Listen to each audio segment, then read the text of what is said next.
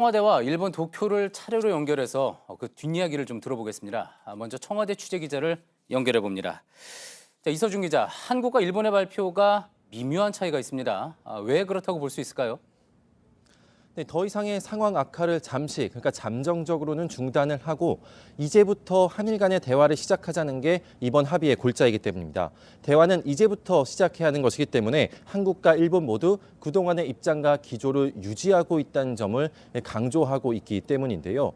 그런데 그동안 우리 정부는 일본이 한국의 안보 상황을 신뢰하지 못해서 화이트리스트에서 배제를 했고 그러므로 우리 정부는 지소미아를 종료할 수밖에 없다라고 주장해왔습니다. 이에 대해서 일본은 지소미아와 수출 규제는 전혀 별개의 문제다라고 주장을 해왔죠. 그런데 오늘 합의를 통해서 일본 역시 지소미아와 수출 규제가 연계된 이 대화의 틀로 들어왔다라는 평가가 나옵니다. 예. 자, 결국은 이것을 통해서 얻고자 하는 목표가 있는 건데 우리 정부가 원하는 이 대화 목표 뭐라고 볼 수 있을까요? 네, 청와대 고위 관계자가 한마디로 이렇게 얘기했습니다. 지난 7월 1일 이전으로 돌아가야 한다 이겁니다. 일본은 7월 1일에 반도체 3가지 부품 수출 규제를 했고 8월 2일에 화이트리스트에서 한국을 제외했습니다. 그 이전으로 모든 수출 규제 조치들을 철회를 해야 한다는 겁니다. 청와대 고위 관계자는 오늘 브리핑 말미에 거듭 말씀드린다. 세계 품목 수출 규제 철회와 백색 국가 재포함 2가지 모두 해결되지 않으면 안 된다라고 강조하기도 했습니다. 예. 그래서 그런 목표를 향해서 이제 과장급 또 국장급 회의가 이어지게 될 텐데요. 만약에 좀 부정적인 상황을 가정하는 것이긴 하지만 일본이 수출 규제를 협의에도 불구하고 계속 유지를 하면 어떻게 됩니까? 이번 합의의 또 다른 핵심 사항이 바로 한국은 언제든지 지소미아를 종료할 수 있다는 겁니다. 이번에 시작하는 이 대화를 통해서 일본이 행한 모든 수출 규제를 철회하거나 그러한 움직임과 태도를 보이지 않는다면 언제든지 지소미아를 종료하겠다는 게 우리 정부의 입장입니다. 그렇겠군요. 자, 그런데 지금 이야기한 그 언제든이라는 표현에 대해서도 좀 구체화를 해볼 필요도 있을 것 같습니다.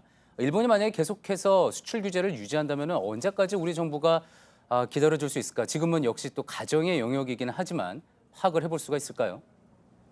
네, 청와대 고위 관계자는 시간을 정하지는 않았지만 오래 기다릴 수는 없다라고 말했습니다. 또 다른 청와대 고위 관계자는 딱 정해놓은 시간은 없지만 대화를 시작하면 일본이 이 문제를 해결하려고 하는 의지와 그러한 사태에 대한 의지를 알 수가 있을 것이다. 만약에 그러한 의지가 전혀 확인되지 않는다면 곧바로 종료할 것이다라고 했습니다. 또 다른 청와대 관계자는 신의 성실의 원칙에 부합해서 일본이 대화에 임하는지가 중요하다라고 했습니다. 예. 자, 어제만 해도 지소미아 종료 유예되지 않을 것이다. 좀 부정적인 분위기가 있었고 심지어 오늘 아침에도 오전에도 그런 기사들이 좀 나왔습니다. 언제부터 기류가 바뀌었습니까? 네, 어제만 해도 종료 유예 부정적인 기류가 있었던 건 맞습니다. 하지만 그 청와대 관계자에 따르면은 가장 최근부터 이 일본과 한국과 일본 간의 대화가 집중적으로 이루어져 왔다고 합니다.